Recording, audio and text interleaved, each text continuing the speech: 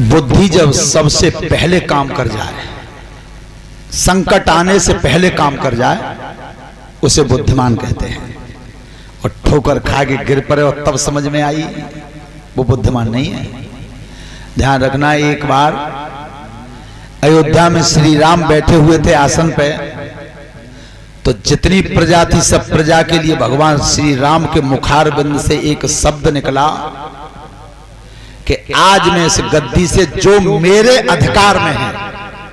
शब्द क्या कहा श्री राम ने कि जो चीज मेरे अधिकार में है वो कोई भी मांग सकता है, आज मैं दान करता हूं। जो मेरे अधिकार में है उसे मैं दे दूंगा। ध्यान रखना, सबसे पहले वशिष्ठ जी खड़े हुए थे, सबसे प्रथम।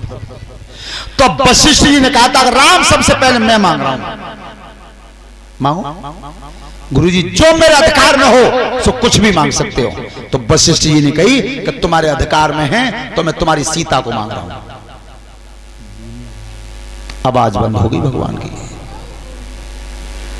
अब सीता के लिए भगवान राम ने कहा कि मेरे गुरुदेवता ने तुम्हें मांगा है, तुम उनकी सेवा में जाओ जाओ।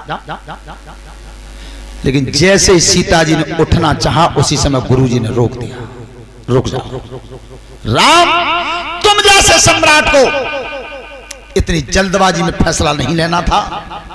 इस भरे समाज में तुमने एक बात कह दी कि जो मेरे अधिकार में हो सो कोई कुछ भी मांग सकता है। अगर मेरी जगह पे कोई अत्याचारी खड़ा हो जाता और कह देते कि मैं सीता को मांग रहा हूं तो तुम मने नहीं कर सकते थे, तुम्हें देनी पड़ती। तो तुम्हारे इस राजघराने की मर्यादा क्या रह जाती। तो उस समय वशिष्ठ जी ने सर्वप्रथम कदम उठाया, उसके लिए बार बार भगवान राम ने मस्तक झुकाया, प्रभु मेरे गुरुदेवता गलती हुई है। तो ध्यान रखना, बुद्धि सबसे पहले काम कर जाए।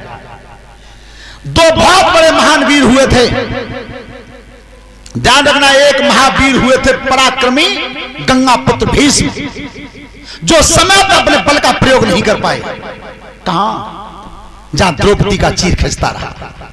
और भीष्म जैसे बलवान बैठे थे, अगर चाहते तो रोक देते, लेकिन नहीं कुछ कह पाए। उसका रिजल्ट क्या निकला कि भीष्म जैसे महारथी 58 दिन बाणों पर लेटना पड़ा, प्राण कहां छूटे, तीरों की नोकों पे।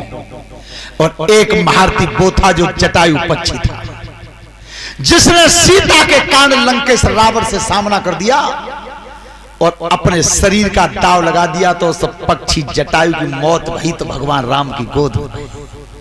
विचार कर, एक की मौत कहां भई, श्री राम की गोद में, और एक की मौत भई तो बाणन की नोकों पर।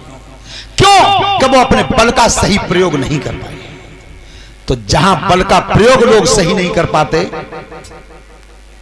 यही तो उपदेश बताया था पितामह भीष्म ने जब अंतिम बार, कि क्षत्रिय का यह धर्म है कि किसी का अपमान हो रहा हो तो भुजाओं के बल से उसे रोक दे, और रोक न सके तो फिर खड़े है कि देखे नहीं, देखना नहीं चाहिए।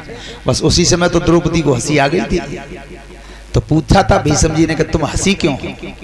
कि पितामह मैं इसलिए हंसी हूं कि तुम्हारे जैसा कोई वीर क्षत्रिय नहीं था, तो उस समय न तो मेरे अपमान को रोक ही पाए और न वहां पे उठ गई गए, इसलिए मैं हंसी। तो उसने कहा क्या था पितामह भीष्म जैसे महारथी ने कि बेटी मैं उस समय उस महान नीच का अन्न खा रहा था, तो जैसा खाओगे अन्न और वैसा बनेगा। अब विचार करो कि जब तुम आज प्रैक्टिकल करके देखियो भगत जी, गैया भैंस बन रही हो, चाहे 1 महीना भूखे राख दियो और तुम बाकी लड़ोरी में मांस के टुकड़ा डाल दो, खा ले भाई, नहीं खाई।